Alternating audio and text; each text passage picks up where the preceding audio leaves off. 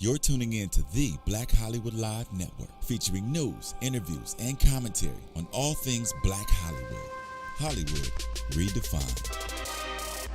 From Los Angeles, California, presented by Maria Menounos and streaming live thanks to Akamai Technologies. This is Black Hollywood Live, Portraits, featuring intimate, in-depth interviews with Black Hollywood stars and influencers. Black Hollywood Live, Hollywood redefined. You're listening to Black Hollywood Live. And now, the host for Black Hollywood Live, Portraits, Derrial Christon. Hey everybody, you're watching Black Hollywood Live Portraits. I'm your host, Derrial Christon. Here in the studio today joining me is Courtney Stewart. Hello everybody. And DJ Jesse J. What up? And our special guest today, you know him, he's a award-winning writer, actor, director, producer. He does everything. He does everything. Ruben Santiago Hudson is in the house with us today. Thank you for having me. Thank you. Welcome. I was funny because you just have done so many TV and movie shows. I was just watching American Gangster. I was watching Castle and Law and Order. You are just a man. You've done everything. All in the same day. All on the same day. Yeah, I've been fortunate, man. Very, very fortunate. And congratulations, you recently won an award for directing. Yes, the Obie Award for directing the piano lesson, August Wilson's piano lesson in New York off Broadway. And August Wilson, you seem to be a huge fan of his. And Yeah, that was my brother. He's a good man. He created a body of work for all of us that'll be left here for generations after we're gone. I agree. So he's an amazing man and probably the most profound and prolific playwright in the last 3 decades. I definitely agree with you there. I hope the younger generation really gets the chance to know more about him as well. We're going to see to it. We have August Wilson monologue competition all over the nation, and we bring kids into New York, the finalists, and we take them to Broadway shows. We take them around New York.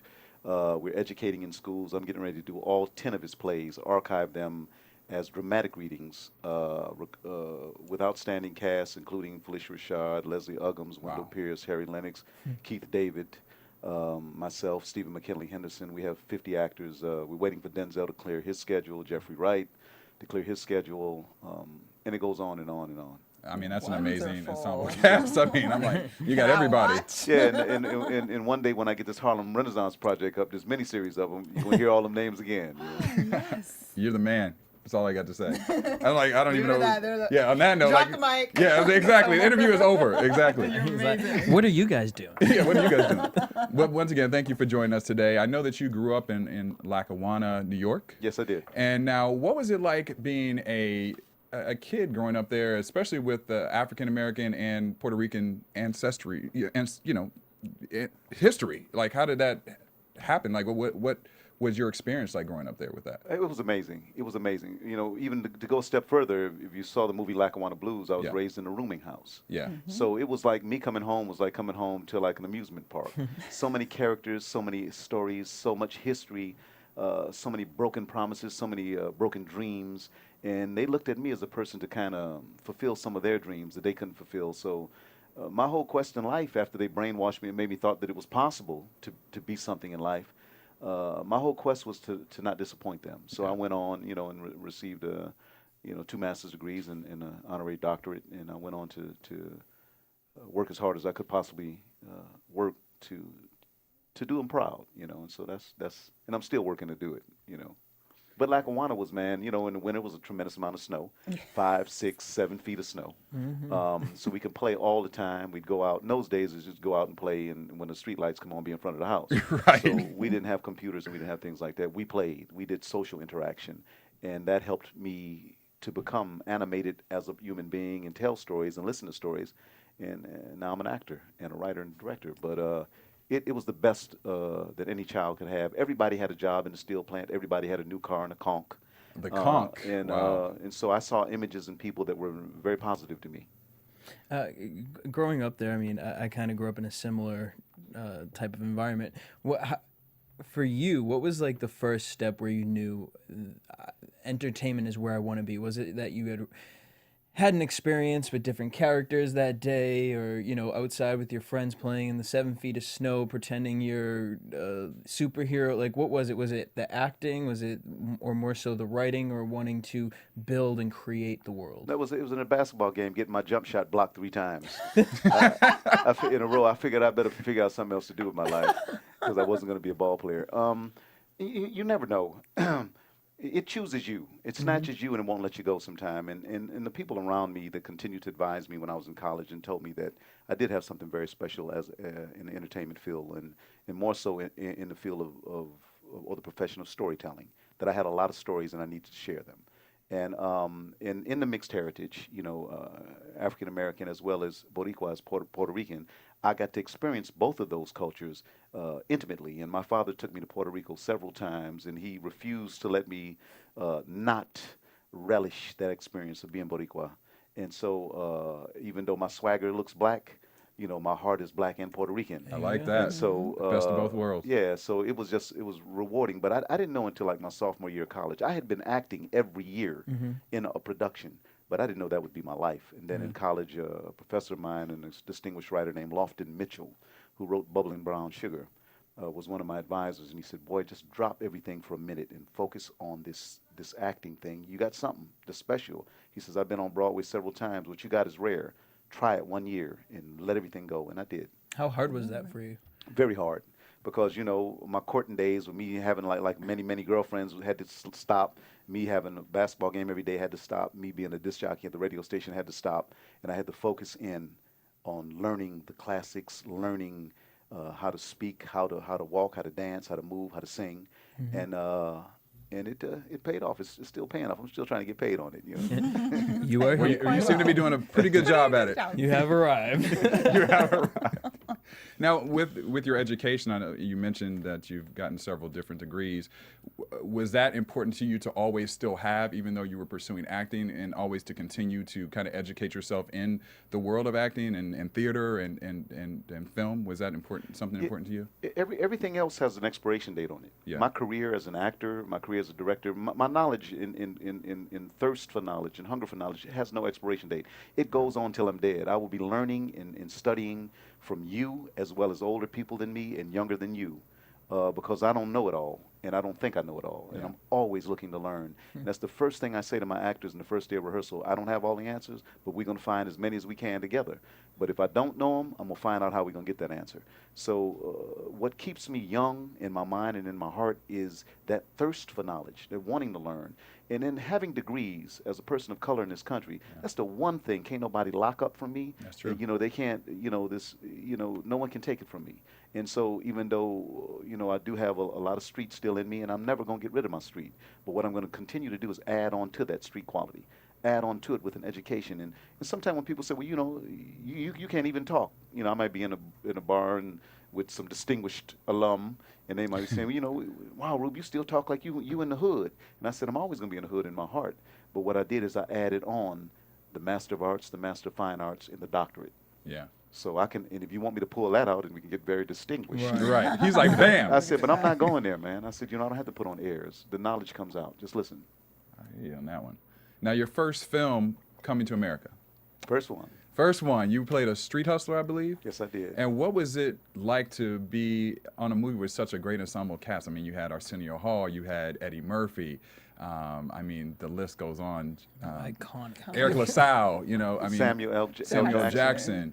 You had John Amos. John Amos. You had Madge Sinclair. You had James Earl Jones. Yeah. What it was for me was, I came in an audition for the Louis Anderson role, and they thought I didn't look funny enough. I mean, every film and every job has a story to it. And they didn't, but John Landis was convinced that I needed to be in this film, the director. And so they wrote this little role. Yo, man, you want to buy some toothbrushes? I got a hell of a hair dryer here, too. Check it out. So he wrote this little role, and it was supposed to be 1 day's work. It ended up being 4 days' work because Mr. Murphy decided not to come out of his trailer. And I kept saying, stay in your trailer, Mr. Murphy. because I think I was getting $500 a day, and I had never made that kind of money for a day's work. So, you know, those one $500 turns into four $500. So I was like, stay in your trailer. You know? Now, what was his reasoning for staying in the trailer? I don't know, and I didn't pursue it. I just kept praying that he Right. continued to stay. You're like, Context. let's just make sure he stays in there. But he finally came out, and we finally did the toothbrush scene, and it was a memorable scene in a lot of people's minds. How do you feel looking back at that now? Because, I mean, that movie is like It's classic. It's like It's classic iconic, yeah. heritage. Yeah. How does it feel to see that yourself and realize what that all means to us at this point in time? Like that it lasted. It's still lasting. It'll continue to last forever as like a classic, especially for Black people. Well, I think it is a classic, and it's an iconic film, and I'm proud to have been a part of it. And you know, and I look around, and a lot of those people, we were all peers and friends. Sam and all the people that were in the film, Von D. Curtis Hall, we were all friends. We were all bumming around New York, you know, catching jobs and doing jobs. You remember, Sam wasn't famous then. That's true. Not Yeah. until after he went to France with Jungle Fever. And he broke out there. We were all scuffling. We were all putting our change together to get chicken wings and 40s. You know, so it was like, you know, and to see us all gathered there and to all pursue careers and be successful is a blessing. You know, so it feels good. And James Earl Jones was on the film, and I know that you guys share kind of a similar theatrical theater background. Did he give you any words of wisdom or advice? I know that you were a fan of his as well. Is there something that he told you as you were kind of entering into this craft? No, I continue to be a fan of Mr. Jones. You know, he broke down a lot of barriers for us in the classical theater as well as in just dramatic theater. Period, in integrity and what he stands for. So no, I didn't even see him on that film. All I saw was the back of my trailer and those three girls that got in the pool with Eddie Murphy. Right. We shared a trailer together, and I was just trying to peek as much as I could into their side of the trailer, you know, and that's all I saw. I didn't see any of those people. I didn't see Sam. I didn't see anybody. I did my days, and I was at the time working at the Negro Ensemble Company, and at night I was on stage. What are some of the maybe kind of odd jobs that you had while you were pursuing the craft at the beginning? Oh man, I was a janitor. I cleaned toilets at the recreation center. Construction. I drove truck. Demolition. I was a messenger boy carrying microfilm from one bank to another. Just, you know, I was just trying to catch. I was trying to make sure that I took care of my family, took care of myself, and that I kept my nose clean, you know, because you can always fall into the wrong things. I just wanted to make sure that I didn't disappoint. And then after that, you kind of started to really build your resume of doing television shows. You started doing, you guest appeared on Amen, Life Goes On, Another World, Dear John, New York, NYPD Blue. And then you landed the big role, kind of the bigger role in 1990 on Law and Order. What was it like kind of landing on this show that was actually, they were saying it was going to be, at the time, one of the most looked after show, like they had a lot of anticipation for this show. What was it like to be a part of that? You know, with Law and Order, I came on as, you know, I just did a guest star, and I just ended up doing 6 different roles. I think I played, 6 different episodes, but I played the same guy in 4 episodes, and they liked me and had me play 2 other guys, you know. So I was like, well, what happened to the guy I was playing? You know, but they never gave me a contract. So it was a great place to go to work. But in the field of acting, like I talk about expiration dates, every job has an expiration date, and we're looking for the next one as we're working the one we're working now. Yeah. And so I just continued. One day I looked up and saw that extensive resume and said, wow, I did that? I don't even realize it because you're constantly just working and trying to build a body of work. You know, some of the young kids come out here and they look for one hit and become a star, and that's what they're known the rest of their life. That's J.J. Walker. That's so-and-so. That's what they are. And I never wanted to be known as one thing. Yeah. And that's the reason I do classical theater, and that's the reason that I write, direct, and the blessings that God has given me, I want to share. I want to disseminate as much as possible to as many people as possible, and make sure that I challenge myself. And they obviously liked you and loved you because they kept calling you back for different roles. Is there something that you think is kind of like your unique technique that makes you stand out from others that had them want you to come back continuously for different roles? Well, first of all, I don't waste their time. When they say action, I know my You go. words. I hit my mark, you know, and I mean what I say. So, but the thing, more than anything, I think people like to bet on the winner. Yeah. And I just have been very lucky that when I go and do something, it makes them money, it makes them look good, and it makes me money, and hopefully I look good in it. And then I just keep on going and try to. You have to be accountable to something, and you have to want something. And what I always want, acting is acting, whether I'm on film, TV, or stage. I love stage most. But I'm always searching for the same thing in every role, reality, the truth. I'm not playing at anything. Any attitude that they might want me to play, I'm always going to go 2-3 levels deeper. Because if I'm not a human being, if I'm not somebody that you can look at anything I've done and say, I could have a beer with that guy. Yeah. Or if I ran into that guy at Popeyes, I'd say, hey, man, I know you. So it's that reality where you never see me fronting, as they say, or faking it. Yeah. I'm going for what's real. Yeah, and it comes across in your roles. I mean, you play detectives, lieutenants, attorneys. Is that something, it seems to be a lot of leadership type of roles. Is that something that's also instilled in you? Like, is that who you are outside of acting? I'm a leader. I'd like to fancy myself a leader of sorts, but no, that's what Hollywood sees in actors of color. Yeah. It's two things that they easily accept: anger and authority. Humanity is what's difficult for them to accept. How many times have you seen me hug my wife and my child? Rarely in That's a good TV and point. film. Yeah. Come to see me on stage, and you see me do it every time I'm on stage. It's my wholeness that keeps me going to the stage, keeping me complete. In TV or film, in Hollywood, they pay me to play an attitude. I refuse to settle. I go deeper. But if there's a wife or family, I have to give the illusion in my mind, in my characterization, that there's somewhere else I'm going. You'll see me buttoned up when I'm finishing a meeting. You'll see me always, very seldom am I scraggly. Yeah. Even if I'm playing a bum. Yeah. I'm together because I'm accountable to something else. And I bring that myself, that quality. And that kind of depth and that kind of accountability is what's important. And a lot of actors forget that. Why do you think that humanity has not been something over the years you've been in the business, that is not as apparent as we would maybe like it to be at this point? But because we're not holding up the measuring stick. So the people that are holding up the measuring stick, it's hard for us to measure up as human beings completely. Now we're on a deep subject. I didn't know we were going to get this deep. No, I love it. That's what we do here. That's what we do here at Black Hollywood It'll Live. get further when you look at what happened to Trayvon Martin. Yeah. They didn't see that whole Picture. human being. Yeah.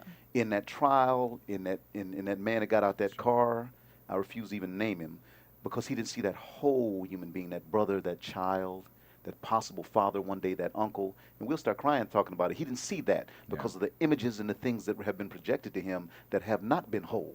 He's seen the thug, the cop, the mayor, the lawyer, but he has not seen the father, the husband, the son.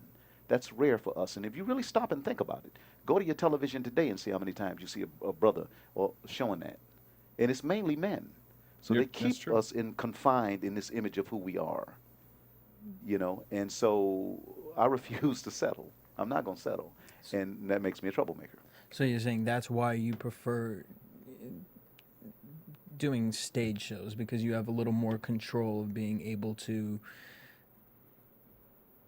like you said, measure up. You're the one holding the measuring stick. Would Right. you say that? Yeah, absolutely. But even if you look at Castle, they never thought Castle would actually have a relationship with Beckett when that first thing came out. Yeah. But I that's looked at her when I gave her orders. When she walked out of the room, I felt a certain way about what I had to do and say to her. That meant relationship. I could have stopped it right and get out of my office and you do what I say.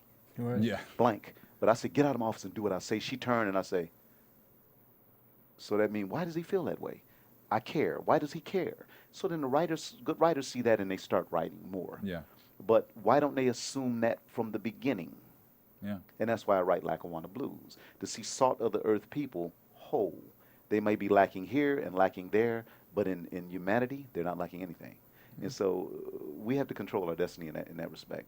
And- That's interesting. In controlling your destiny, do you feel a responsibility within the African American and Latin community to pick certain roles that you choose to perform? Has that ever really been something that's really important to you as far as your choices in this craft? Yes, absolutely, absolutely. I mean, everybody I play is not going to be a good guy, and everybody I play is not going to be an example for you. But like, look at Shaft. But what you will find is I know that guy, and there's a purpose for the wrong that I do. If you see me as a wrong person, I'm doing it for something that maybe even the writer and director don't even know I'm doing it for. Yeah. But I have to believe something in myself and hopefully exude that in my performance. Did you say something deeper to that guy? Why is he robbing? Why is he doing this? Because we have robbers in our families and in our cultures. We have junkies in our course. families and in our cultures, course. and we have Everybody. doctors, and we have doctors, lawyers. Yeah. So, but what drives them? Something is driving them. Even the worst human being has some finer qualities. That's true. Absolutely. What character out of any of the work that you've done has kind of stuck with you or kind of taught you something about your life? I know that I love the way that you go into the character and wanting to give them that completeness, but is there any character that kind of, as you fell into that person, that role, kind of changed your life mentally, the way that you think and look at everything? Well, I've done over 100 plays, and each play I gather something from that role, and I give something to that role. And the ones that I've created and developed, when writers start writing for me after a while, like when August wrote Canewell, he originally wrote it for another actor who wasn't available, and then all of a sudden I started doing it, and he said to me, "Man, all I can hear is your voice." And he went further with it. So each character I play, I'm learning from that character because that's something that's sprung from that writer. So you're learning something about that writer and the way he thinks, and then I have to add something to it myself. This is how I think, and so, but Canewell in August Wilson's Seven Guitars is the closest, I think, because I spent 2 years doing that role, is the closest to me really fulfilling Ruben. The tough guy, the vulnerable one, the poet and the lover, the gangster, and everything in that role. So that's a dynamite role. If anybody wants to pick up that play, Seven Guitars, August Wilson. And you won a Tony for that award, correct? Yes, I did win a Tony Award for that role. And how did it feel to be recognized for your work in that arena, especially as a Latino and African American actor? It felt great. It felt great when your peers and people that come to see your work give you accolades. It always feels good, but that can't be why you do the work. Yeah. More than anything, I felt proud that I could say to my mama, "Thank you." Yeah. Thank you. I hope this makes you feel good. And more than anything, that was the most important thing that happened. And that's the first thing I said in my speech. God was first, and then I said my mother. And and then I went to Lloyd Richards, the director, who was another icon. But that was the most rewarding. It wasn't about me, because I couldn't have did it myself. I couldn't have done it. I did it on the shoulders of a lot of people. And what is it about August Wilson's writing that you really love and enjoy, and to perform his work? And to say it plainly, he loved us. And I do a lot of plays. Yeah. And every playwright don't love me. Right. He loved, like as they say in the hood, he loved your stanky draws. He loved people of color. He loved his mother, and he loved his sisters and brothers, and it comes out in the plays. And whether you're a good guy or bad guy or doing bad things, you see that he's doing it for a reason. And he made all the men kings in their own domain, and all the women queens in their own domain, where they're quiet, and when they speak, it's with dignity. Yeah. And I said, who else love nobody, no other writer loved me like that. I love the passion that you put behind it, and I want to go out and get all his plays and read them right now. Well, in a minute, you will be able to hear them and access them, but you should still wait. pick them up. Yeah. Yeah. Now, was it important for you to also kind of have a balance of television roles and theater in your career? Let's be quite honest. I need to do a certain amount of TV and film to afford to do theater. I don't make a living doing theater. Yeah. I have a life doing theater. Yeah. And people mix the two up. You do what you need to do to make a living. Don't compromise your integrity. But you also have to do what you need to do to have a life. When that means who you surround yourself with and the work that you do outside of what you have to do. That's your life. And when you look around what a person surrounds himself with, whether it's artifacts or other human beings, that's their life. That's what's important to them. And so I don't mix them up.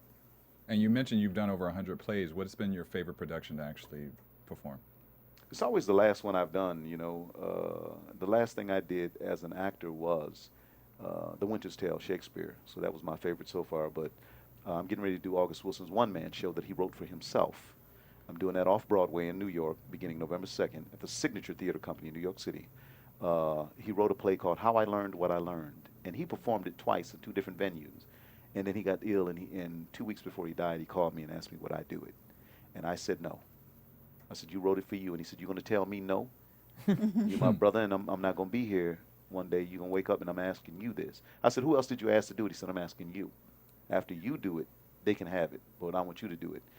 And I was hoping that, and then he passed 2 weeks later, and I was hoping that people forgot that he asked me, but his wife called and said, August wanted you to do this play. And the producer called and said, we want to do it. Are you in? And I said, yes, I am. And that's a beautiful thing. November 2nd, and it'll run into Christmas. How I Learned What I Learned. August Wilson. August Wilson. I'm excited. I want to And go I'm see like it. taking I'm notes. like, I know. I'm like, I'm writing down, making mental notes of the date. I'll be there. But let's also talk about the play that you wrote and starred in, Lackawanna Blues. So I know that's your baby, and it started off as a play, and then it went into a film, HBO film.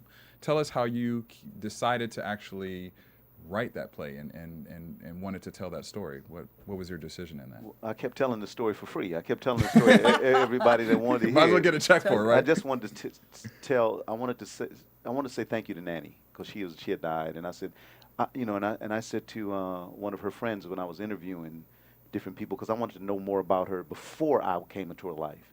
What about them other 55, 60 years that she had before me? Yeah. And so I was interviewing her oldest friends when they came up from the South, and I said, and one lady, Miss Carrie Jacobs, said to me, I said, Miss Carrie said, why are you writing this story, son?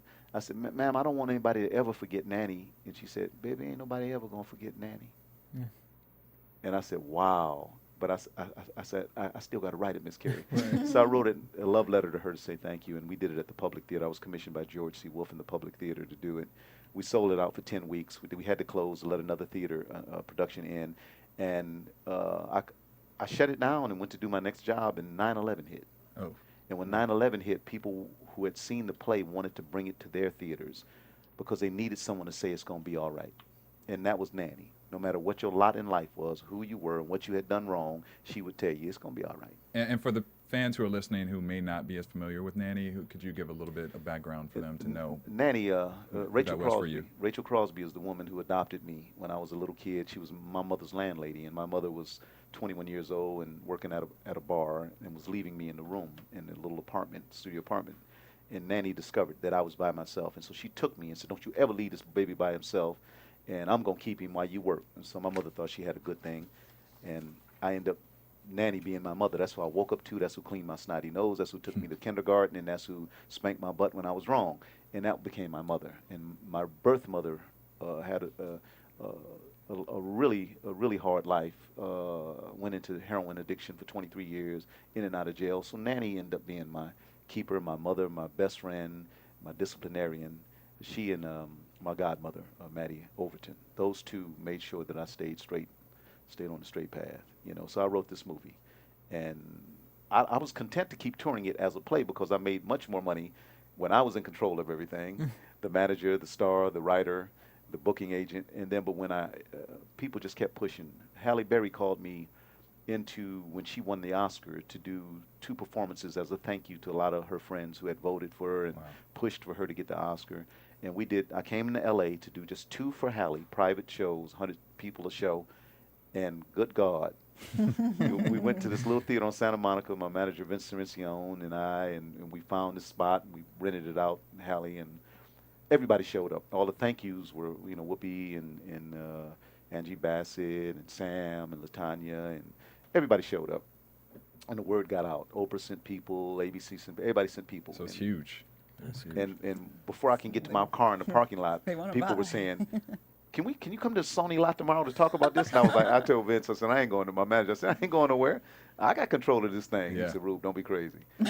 He said, you reaching, 700 people a night, and this movie will reach 18, 15, 20, 50 million people will get to see how good Nanny was. And that turned it. Was that hard for you to give up that control? Because you just mentioned, you were like, I got this. This is mine. Was it hard for you to even have that conversation with the studio about, that next level for the play? There's a certain amount of trepidation there, but, I turned it over to, one of my dearest friends, George C. Wolfe, who got it, got what was sacred to me, because we had been friends for, 15 years. So he knew we couldn't tread on Nanny. And he had a mom that he loved tremendously. And he got it. So we had to make sure everybody else got it. Yeah. And then our friends came in numbers. Jimmy Smith, Sidney Patha, and Jeff Wright, and Carmen Jogo, and all our friends wanted to be a part of it. And there you have it, Lackawanna Blues. And then now there's a little difference between the play versus the movie, as you were kind of mentioning. You had in the play you played all 20 characters. But 20-some characters. 20-something characters. Yeah. And then in the movie there were actors that were hired to do that. Were you involved in picking a lot of those particular spots for the actors to play, or how much involvement were you in? Well, you don't do a whole lot of picking. Jimmy Smith's call you on the phone and say, Well, "Man, that's Ruben, true. I want to be in That this, is very man. true. I want to be Yeah. in this." But yeah, I was instrumental in, I approved every actor. I let George be the director. He's an amazing director. And I let him be the director, but everything came through me. Rube, this is who I really like. I mean, like he fought for Michael K. Williams, and then I fell in love with Michael K. Williams to play Jimmy Lee. And then we were looking for somebody to play Freddie Cobbs, and they kept saying, we got to get somebody like Ruben. And George said, well, he's sitting right there, so why don't you do it? Put him in some makeup. So I ended up as Freddie Cobbs. I wanted to just sit there and watch it and let other actors have the opportunity to do these roles. But I was thrust into the call of duty. But no, George got it, and he protected it, and he protected Mama.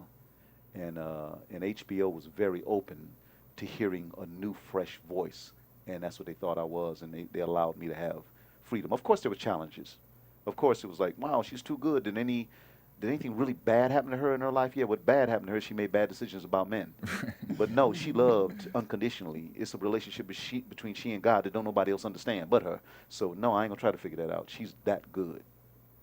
And did you expect the reviews, like the New York Times? I mean, they called the play the tour de force. I mean, did you know while you were making this play and film that you would have such a great response from the public on telling this story? No, I can't get caught into that. I just gotta make sure that I am truthful, that I am courageous, that I am honest, and that I'm working my butt off to bring the real thing to you. I can't fake you. This is the thing closest to my heart. This is my mama and all the people around me that said, go ahead, Junior, you're going to be something. You special, boy. And I'm like, why am I special? And I'm going to school, and they're calling me a half-breed. Why am I special? I'm fighting my way home because somebody said my mother's a dope fiend. Yeah. But why am I special? Why do you think I'm special? And they just would tell me, you special. And I was like, I don't know. And if I could halfway believe that, I could be successful. And, whether I ever believed it or not, I'm not sure. But the fact is that they believed in me. Yeah. What kind of emotions went through you watching your world come to life as far as working on the movie? I mean, like you said, we can't just have a bunch of people playing these parts that don't, know what I've been through, what any of the characters in the story have been through. I mean, I understand that you let go of it and you opened up to it and you started falling in love with, the actors, but what emotionally did you go through watching the final film and just kind of being like, wow, this really just gave birth to this life? Well, I cry about it. Still, we don't want to get too deep into it. I'll start crying about it. Go ahead. But, it's okay. We no, got I ain't going there, man. But a couple days I had to walk off. I just start crying, just walk off. What was like one scene? The scene when my father comes and my mother and they argue, and he said, "I want to be with you, Nanny. I just want to be with you." I remember that day. And then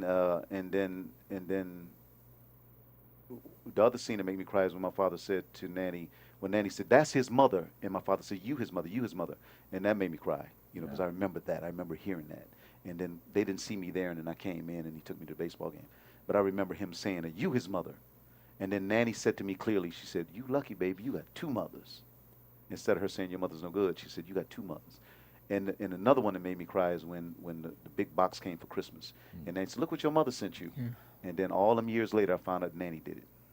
Because she wanted me to always love my mother, and I always did love my mother. Yeah. Though I had a very fractured relationship with her till the last 12 years of her life. The last 12 years of her life, she was clean, and she was taking crack-addicted and heroin-addicted girls off the streets of Pittsburgh. Wow. And was their sponsor and matron, and was working in homes for girls, and it was just really wonderful. Though we still was trying to put it together, I was like, I didn't understand why she chose heroin over me as a child. Yeah, I'm sure. And she said, "Baby, I did the best I could, and just give me a little bit of credit because I left you in the best place I could leave you, and look at you." Yeah. She said, "I made a lot of mistakes. That was the one thing I did right." And I heard it. And I hugged her and kissed her and said, "Well, come on. I got a Broadway opener. I want you to be there, Mom." And she came, but didn't talk to nobody. She's used to being in that element. She was quiet. But she was just glowing watching it, my birth mother. I'm sure it's And just what was a that crazy like proud after? moment for her. Yeah, I was After saying, Mom, talking to her. I said, "Mom, you got to go talk to people." She said, "No, I just want to see the way they come to you and talk to you, and the way you sign autographs and you hug people and you don't say no to anybody." And she said, "Wow, Nanny did a great job with you," and it was cool. It was painful, but it was cool. You know, and I don't know, her history. She ended up getting killed in a drive-by shooting in Pittsburgh. Somebody shot at a person, one person, and ended up killing her. And that's how her life ended. Well, and what kind of caused the change for her in her life to start, to quit the drugs and to start working? I mean, because it kind of is like you. I mean, you're out there, you're working with younger children, and obviously she realized her wrongs and wanted to right her wrongs. What was the change for her? When she was killed, only thing I wanted was her writing, because when she was in jail, she wrote a lot, and I got her writing, and her writing explains a lot of it. One of her poems, she says, I looked at the devil face to face, and the devil was me, and I didn't want to see him no more. So she went cold turkey and kicked it and straightened out her life and said, little girls who have low self-esteem shouldn't feel that way. And she used to tell me stories about little girls and said, what you did? Say, I hate my hair. I ain't got no hair. And Mama said, I'm going to get you some hair. She said, well, I don't like my teeth. We're going to get your teeth fixed. So she wanted little black girls to feel good about themselves. Yeah. And that was her purpose. That's what drove her. And part of what drove her into what she was doing was she needed other people to make her feel good about herself. And other people went into being a heroine also. But the light, the beacon, is Nanny, because even in her addiction, she would come to Nanny, and Nanny would say, "Come here, Aileen, come on in this room." Just like Apatha and Carmen in the movie, go, "Hush, I done heard it all, and I done weighed in." And Nanny said that to her, "I done weighed in. I'm ready to rumble." So I done weighed in, and this is what I'm gonna do. She said, "I'm gonna park this boy right here until you can show me you can do better." And that's what Nanny told her. And it wasn't no more back and forth, because I was going back and forth. And she said, "No, I'm parking him, because the boy can be something." And I'm just so blessed that they had that confidence in me. Yeah, they were right. And after that, after Lackawanna Blues, you continue to do a lot of more film work. We have Devil's Advocates, Shaft, you mentioned, Domestic Disturbance, American Gangster. Their Eyes Were Watching God. What has been your favorite film to work on, and why? Lackawanna Blues. And I'm not saying this because it was mine. It was a family reunion every day. Not one person walked on that set that didn't celebrate with us. Celebrate, because they weren't just celebrating Nanny. They was celebrating Big Mama, Aunt Jenny, all the people in their houses, in their communities, in L.A., in Cleveland, in Detroit, and in Chicago, and in Tallahassee, Florida. There are these women. Yeah. And in Ponce, Puerto Rico, and in Guatemala, there are these women, these foundations and rocks in our community that let us know that life's going to be all right. And here's a shoulder for you, unconditionally. Yeah, baby, you was wrong. Yeah, I'm mad at you, and I might not even talk to you for 2 days. Sit down and get something to eat. Don't you never do that no more.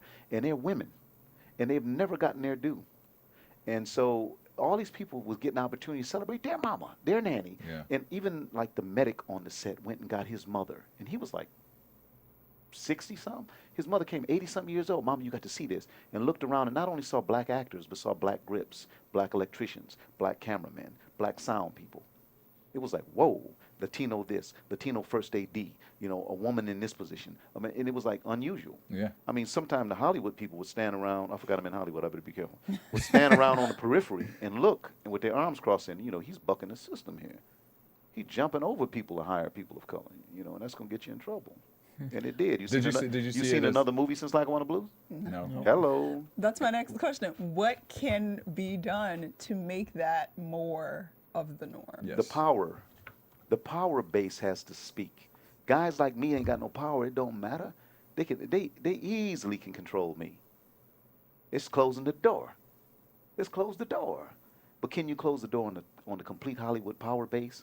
People that are opening up movies bigger than Tom Hanks. People like Tyler Perry that's opening up movies bigger than Tom Hanks. What if Tyler and Oprah and Denzel and Sam and Don Cheadle and me and everybody all got together? What if we got together? Yeah. Have we? That's what it is. Do you think that there's a fear within the community of us all getting together? Because there's always that stigma of only one can make it through. And we've seen that, through the years. But and I understand what you're saying as far as there needs to be kind of like an ensemble of people that come together and kind of change the system. But do you think that there's a fear among the Black and Latino community to even form together? No, why would we fear? Why the power base that we have, the dollar that we have, the thing that people understand is money. And if we come together, it's just no need. When you get content, when you're happy with what you got and can look in the paper and say, but you don't feel it, you don't have, it's no urgency. Right. Things that are tragic create urgency. Trayvon created a certain urgency, and it'll die down. I'm saying people that were screaming and holler, it died down. We got to stay steadfast. The people in the civil rights movement didn't die down. They didn't give up until they accomplished. And we have to realize, I mean, Hollywood is a step away from reality. Come on. I just left my hotel and took a walk and was looking around because I'm shooting Low Winter Sun in Detroit.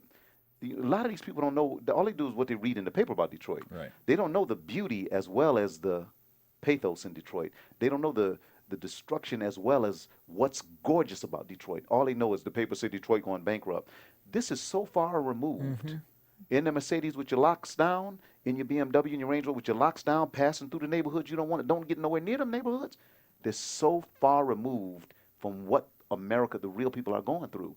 New York doesn't allow that. Yeah. I live in New York. And you got to get on that subway and smell some urine. You got to bump And into you will. somebody whose dreadlocks you don't like the way they smell. You got to see somebody else that shouldn't have dreadlocks, so his hair shouldn't be dreaded. They're stinking. And it's like, whether you want to or not, it keeps you grounded into a certain reality. If I'm out here doing my TV show, I can lock them doors on that Range Rover. That's very true. And go right on past South Central, go right on past Watts, go right on past Compton. No. In New York, you can't. And now we're shooting in Detroit. And I love being in the middle of all those people. Now, Detroit, yeah, we've talked about this. We brought it up in one of our hot topics for another show that we do. That I know that they've hit some bankruptcy problems in the city. How has that affected your production with doing the show there?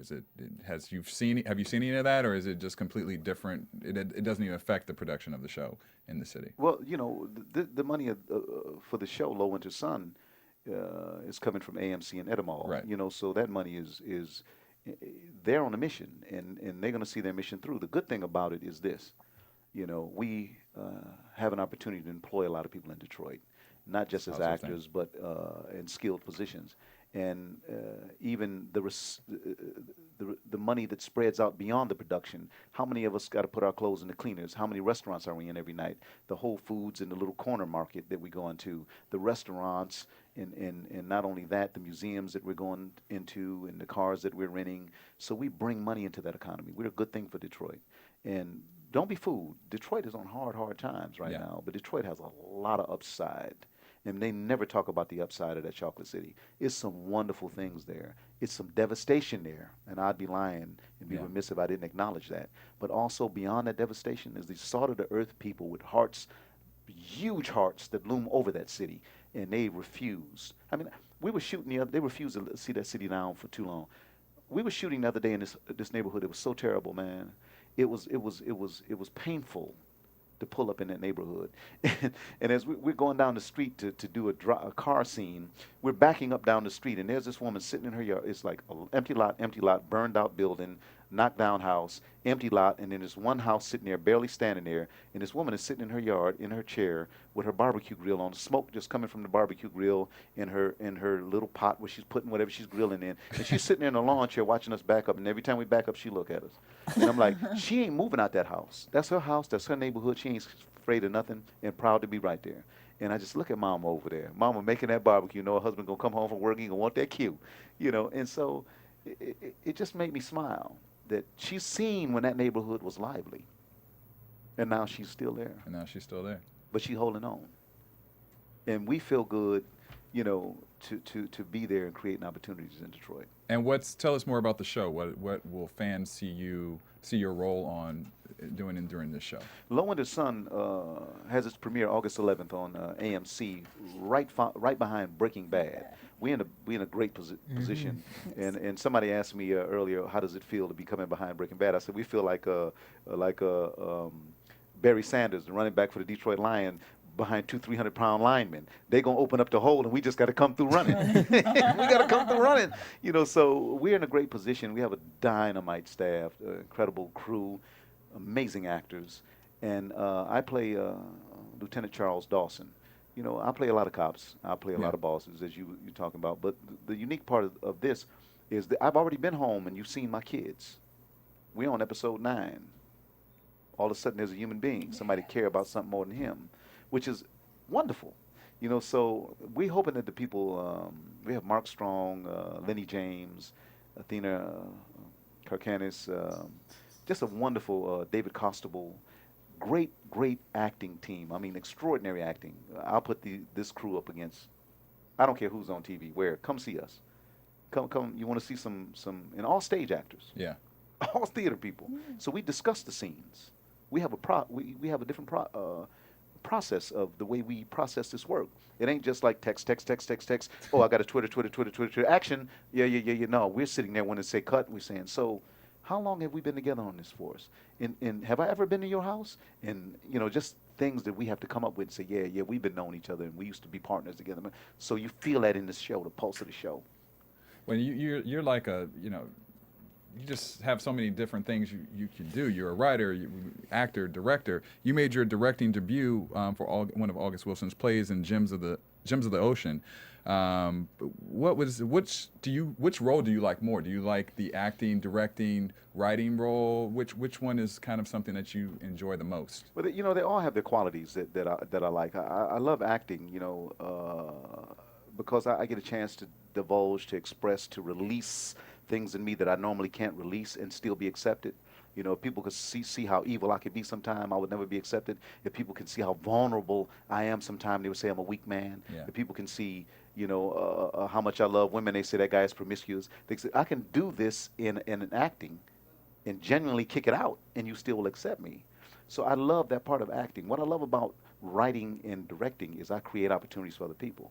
I can look around and hire some of the people I respect ultimately, with the ultimate respect, and I can actually say, are you available to do this?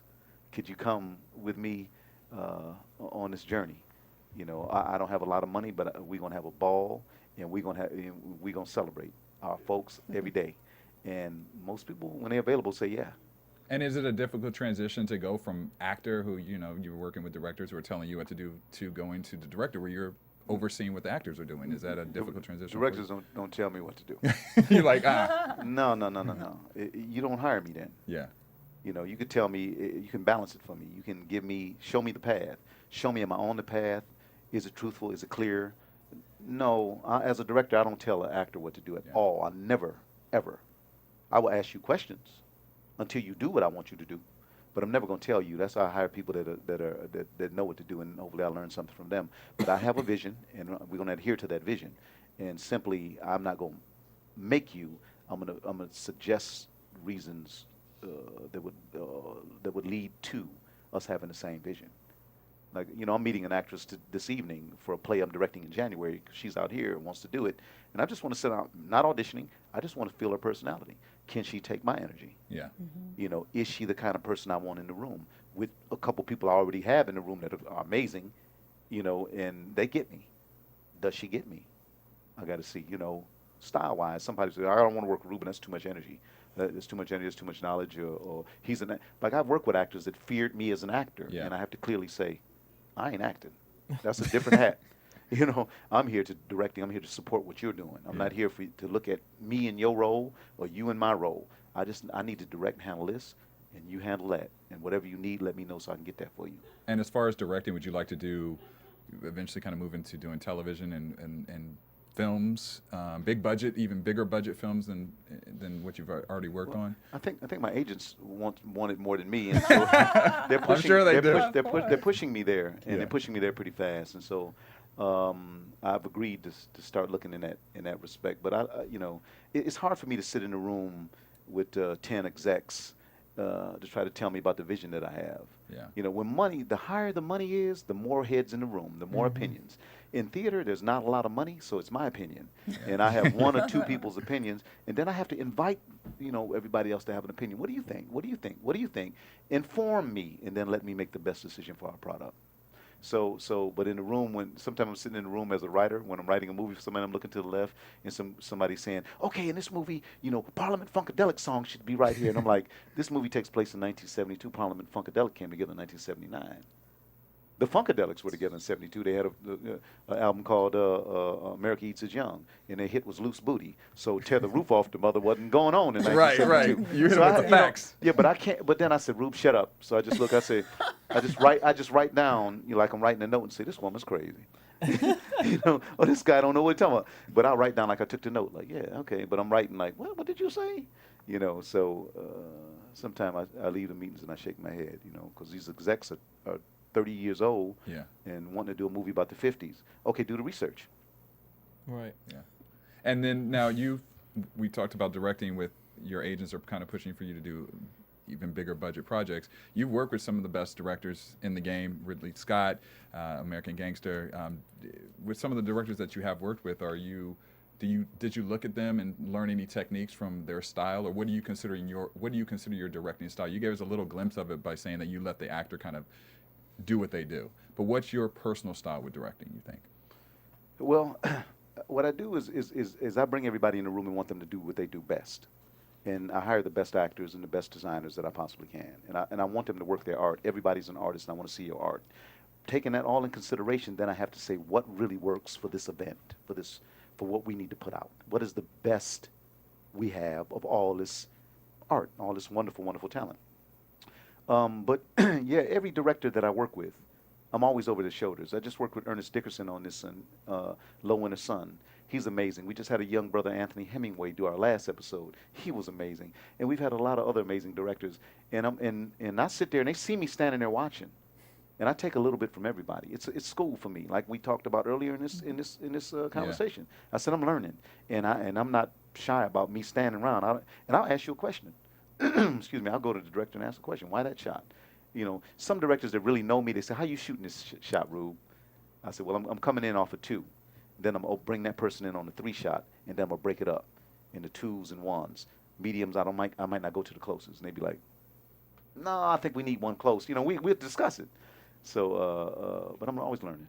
And you've been in the business for over 30 years, and you've seen it transition from different stages.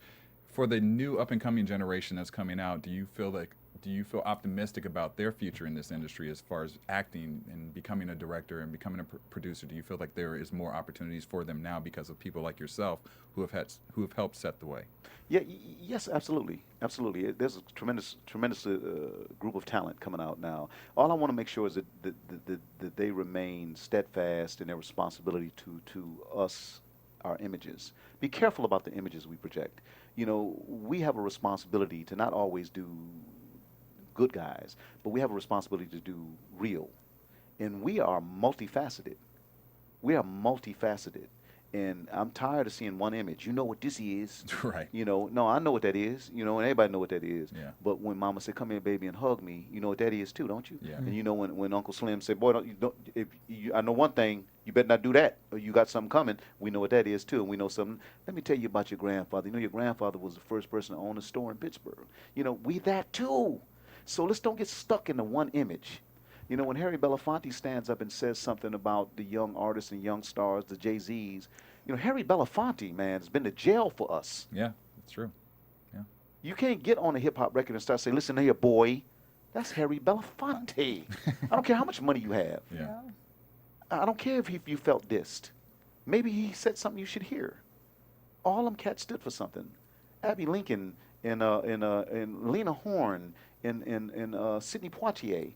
And those people, Josephine Baker, they would go into Vegas and say, "If ain't no black people in the audience, I ain't coming on stage." That's true. And then they wouldn't get back to Vegas no more after that. There was a Josephine Baker show in 1954 in Las Vegas. She came out and saw no black people sitting down. She said, "If ain't no black people, I'm not going out." They went and dressed up a maid and the guy from the kitchen, black couple, set them in the front row. She came out and did her show. And she didn't come back to Vegas no more. They wouldn't allow her back because she stood for something. Man, that's some conviction. But do you think that the way that this new generation is growing up and the exposure that they're getting and their lack of actually a lot of history knowledge, will they fight for things like that in the future? Will they fight to really make this a better industry versus just kind of growing with how it grows? Well, I can't answer it. That's a question we need to ask them. Yeah. If anybody sees this or listens to this podcast, will you fight for that? Yeah. Do you have the conviction? Do you have the cojones to stand up for the people that stood up for us. They chopped down the weeds so we could stand on the putting green, man. We here putting, and it still ain't that easy for us. Y'all know it. Yeah. You know, we got to come up and we have to make a way out of no way. That's what we've done in this country forever. You know, but we have to come together. We have to come together. We have to trust each other. You know, this sister Ava DuVernay, she's got her own company. She's pushing these films out. Yeah. And where are the people backing her? That's true. You know, and I said, maybe God don't want me to be very, very rich because I'm just going to give my stuff away. I'll be like, yo, baby, you need what you need, what you need. You know, so I have to do my advocacy in the way that I do it, I guess, you know. Well, if you could use one word to define you, what would it be? Integrity. Integrity. I listen, I just met you today, and I have to say 100% that is like the perfect word But for there's you. a lot of other one words Yeah, that we won't say. You big head, man. No, a lot of words, but that one I think I'd be proud of. I think that sets you well. Well, Ruben, we're going to kind of wrap up the interview today. We have a couple little fun questions I'm going to ask you really quickly, just so your fans may or may not know about you. What's your favorite movie of all time? Cinema Paradiso. I don't even know that one, so I'll have to check that out. wait, you know what year that came out? No, but it's dynamite. I got to check Oh that my out. God, I cry every time. Paradiso. What are your thoughts on celebrities boycotting after the George Zimmerman verdict? We should be heard. We should make a voice, and not only that verdict, all injustice. We should stand up for all injustice. Favorite Latin dish? Oh man.